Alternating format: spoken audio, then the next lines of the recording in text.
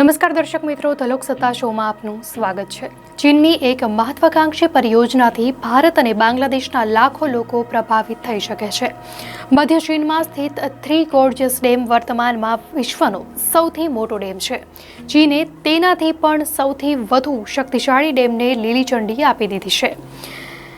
ચીનની એક સરકારી સમાચાર એજન્સી અનુસાર ચીને તિબેટમાં એક વિશાળ જળવિદ્યુત પરિયોજનાને મંજૂરી આપી દીધી છે, જેને યારલુંગ ત્સાંગપો એટલે કે બ્રહ્મપુત્ર નદી પર બાંધવામાં આવશે।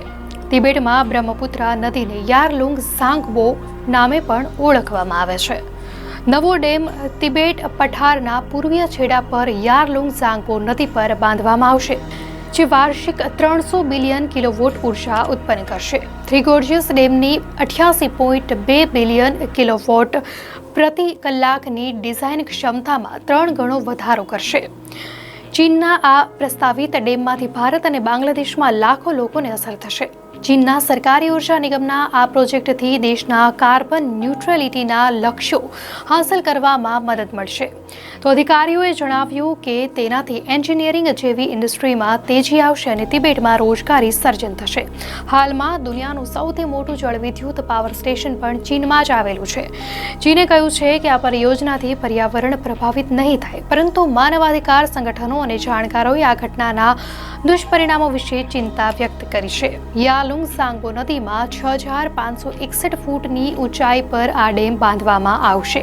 થ્રી ગોર્જિયસ ડેમ બાંધવાનો ખર્ચ $34.83 અબજ થશે, જેમાં વિસ્થાપિત થયેલા 14 લાખ લોકોનું પુનર્વસન પણ કરાશે। આ પ્રોજેક્ટને લઈને સવાલો ઊભા થાય કે ભારત પર આની શું અસર પડશે। આ બંધને ભારત અને બાંગ્લાદેશ માટે મોટી ચિંતા તરીકે જોવામાં આવી રહ્યો છે। આ ડેમથી ચીન બ્રહ્મપુત્ર નદીના પાણીના પ્રવાહને નિયંત્રિત કરી શકશે। આ ઉપરાંત ચીન સંઘર્ષના કિસ્સામાં ડેમમાંથી પુષ્કળ માત્રામાં પાણી છોડીને ભારતના વિસ્તારોમાં પૂર જેવી આપત્તિ પણ લાવી શકે છે। ભારત પણ અરુણાચલ પ્રદેશમાં બ્રહ્મપુત્ર પર ડેમનું નિર્માણ કરી રહ્યું છે। ચીનની યોજનાથી આ ડેમ અંગે પણ ચિંતા ઊભી થઈ શકે છે। ત્યારે મહત્વનું છે કે ભારતે હજુ સુધી આ મામલે સત્તાવાર રીતે કોઈ પ્રતિક્રિયા નથી આપી। ડોક્ટર વાય નિત્યાનંદમ એ તક્ષશિલા ઇન્સ્ટિટ્યૂટ બેંગલુરુમાં જીઓસ્પેશિયલ રિસર્ચ પ્રોગ્રામના પ્રોફેસર અને વડા છે। તેઓનું કહેવું છે કે આવા પ્રોજેક્ટમાં ચીન કહે છે કે તે તેનો ઉપયોગ સ્વચ્છ ઉર્જાના સ્ત્રોત તરીકે કરશે, પરંતુ ચીન પાણીનો ઉપયોગ હથિયાર તરીકે પણ કરી શકે છે। ખાસ કરીને વધતા જતા વિવાદોની સ્થિતિમાં તેનો ઉપયોગ કરી શકે છે। વિશ્વની લગભગ 20% વસ્તી ચીનમાં વસે છે અને તેની પાસે વિશ્વના પીવાલાયક પાણીનો લગભગ 7% સ્ત્રોત છે। ચીનને ખેતી અને અન્ય આર્થિક જરૂરિયાતો માટે વધુ પાણીની જરૂર છે। ચીનની મોટી વસ્તી ઉત્તરમાં રહે છે અને આ વિસ્તાર દુકાળથી પીડિત છે। ઉત્તર ચીનની તરસ છિપાવવા માટે ચીન દક્ષિણના પાણીને ઉત્તર તરફ વાળવાનો પ્રયાસ કરી રહ્યું છે। આ માટે તેણે પોતાની નદીઓ પર ઘણા ડેમ પણ બનાવ્યા છે। ચીનના આ પ્રયાસની તિબેટના લોકો મોટી કિંમત ચૂકવી રહ્યા છે।